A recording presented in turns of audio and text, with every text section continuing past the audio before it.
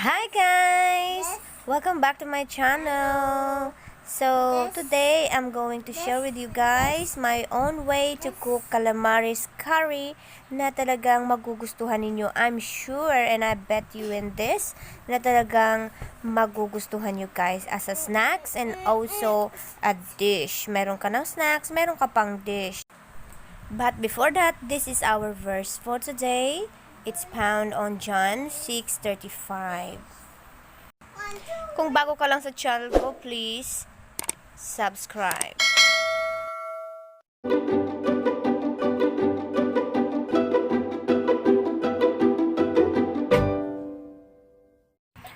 Ayan, welcome again guys. So, ayun, nilalagyan ko po ng design yung ating mga squid. At the same time, papasok po yung lasa sa mga slit ng ating squid. Ayan. So, tapos na tayo guys. Now, lalagyan natin ng mga pampalasa tulad ng red chili powder. And of course, ang ating curry powder. Lalagyan din natin siya para mabango. At may kulay yung ating calamaris. And of course, ay lalagyan natin siya ng black pepper. Maglalagay din ako ng black pepper dito. So, ayan. Kunti lang naman, guys. Yan. Mga pampalasa sa ating calamaris. At ganun din naman ay maglalagay tayo dito ng soy sauce. Ayan. Konting magic sarap. Mayroon din akong coriander powder. And, of course, ang garam masala. Kung wala niyan, guys, pwede nyo naman siyang i-skip. Ayan. Maglalagay tayo ng isang itlog. Para dito. Yan, all the way guys. Ilalagay na lang natin lahat niyan. And then, atin na itong hahaluin. And let's marinate for at least habang ito ay ginagayat natin ng ating mga ingredients. Tulad ng mga kamatis. So, ayan. Marinate lang natin yan guys ha. So, ayan. So, ayan guys, tapos na yung ating mga ingredients. Nagayat ko na siya. As you can see, pinakikita ko ngayon sa inyo. At meron tayong talagang fresh na green chili. May dahon pa yan guys. So, ayan. Iba talaga pag nasa probinsya ka. Ayan, fresh mo makukuha ang ating mga vegetables. So, ayan, may bawang, luya, at saka sibuyas, kamatis. Ito guys, gumamit po tayo ng breadcrumb. Yung ating minarinate kanina, i-roll up lang natin sa sa breadcrumb. Ayan, fully coated ang ating gagawin. And then, ipiprito natin ito. So, ayan na siya guys. Ready for frying. Ayan. Ito na guys, ang ating calamaris, mamula-mula. But niluto ko lang po siya ng bahagya dahil lulutuin pa po natin siya mamaya. Pero magbubukod po ako ng para sa calamaris natin na ang sausawan ay ang suka na may sili at bawang. Pero lulutuin ko pa po uli yun mamaya para more on crispy siya. Pero ito na po, nagsusote na ako ng bawang at saka ng luya. Ay, hulog na rin natin ng ating sibuyas. Ito po ay para sa ating curry sauce. Ayan. At this time, I added some turmeric powder. Ayan. And also yung ating curry powder. Naglagay ako. At least 1 teaspoon. 1 teaspoon of curry powder. And also, mag-a-add, yan, ipa-fry lang natin siya until it dissolves. Nag-add ako ngayon ng red chili powder and also paprika. Yan, ang ating paprika. Isang ganyan lang, guys. Yan. Ito naman ang ating garam masala at saka yung coriander powder. Yung magpapabango sa ating lutuin at magbibigay ng masarap na lasa. Of course, sinulog ko ng ating cut tomatoes. Ayan, guys. Hindi ko muna lalagyan ng water. At lutuin pa natin ng konti ang ating tomatoes. So, ayan. As you can see, medyo luto na po yung ating potatoes, yung ating tomatoes.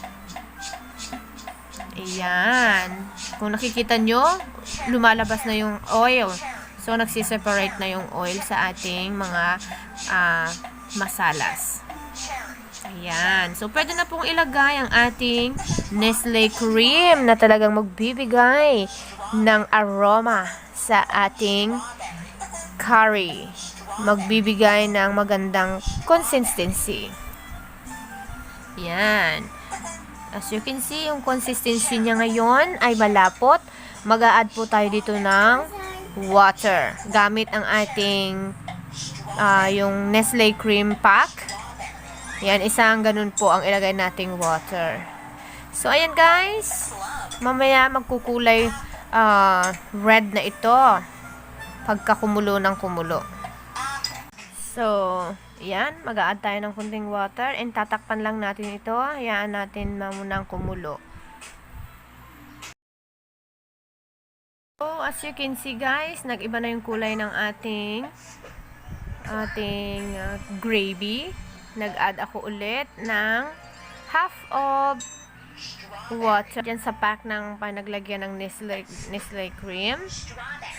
Ayan. So, sige lang po, haluin natin ito. Ayan, para hindi siya magbuo-buo at masunog. And then, hayaan po natin ulit ng mga 3 minutes for boiling. Ayan, ayan siya. Medyo nag-thin po yung ating gravy. Gawa nang nilagyan natin siya ng water. So, ayan. Kumukulo-kulo na po. Ang bango-bango niya, guys. Kung nandito lang kayo, and try nyo rin sa bahay ninyo ito. Talagang masarap po. May gravy ka na. Meron ka pang, ayan, calamaris. Ito na po yung ating half cup of calamaris. Nilagay ko na po. Ayan. Wow, super bango talaga, as in, so yummy. Ayan guys, halo-haluin natin.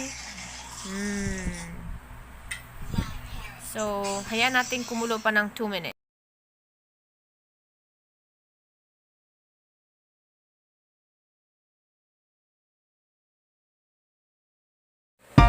Ayan, it's ready ang ating curry.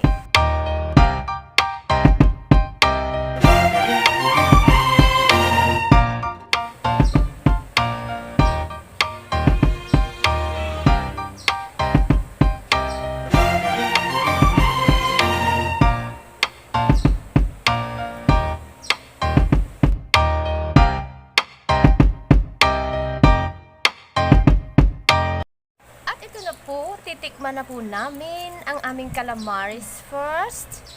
Ayan.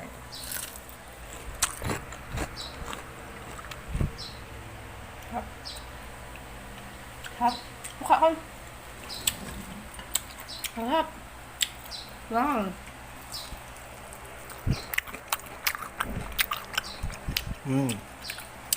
Yung bawang, no? Sarap nun.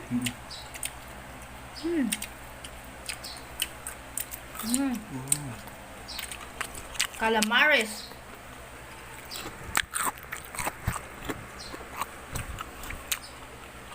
Tikman mo to. Tikman mo yung curry natin.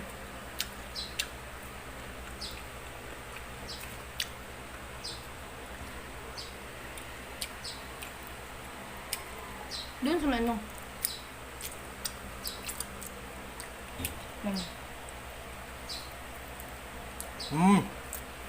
Sarap. Creamy. Huh?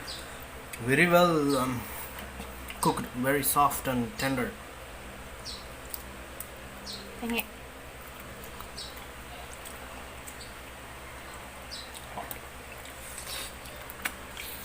Ay, ang sarap ng curry. Wow. Parang hindi mo siya masabing squid. Ano? Yeah. Parang hindi mo siya maano na feel na squid. Guys, perfect. Crazy. Sarap. I think I like this one more. Most.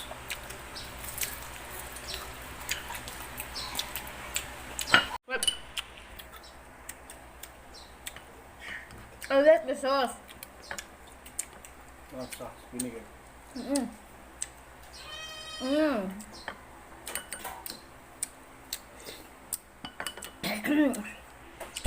Sarap.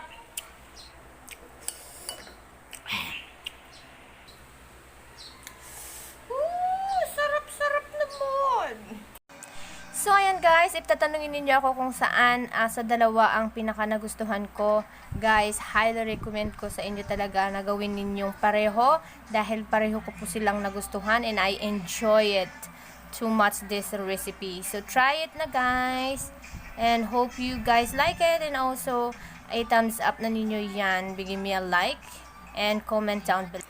Thank you for watching guys. See you in the next vlog. God bless everyone.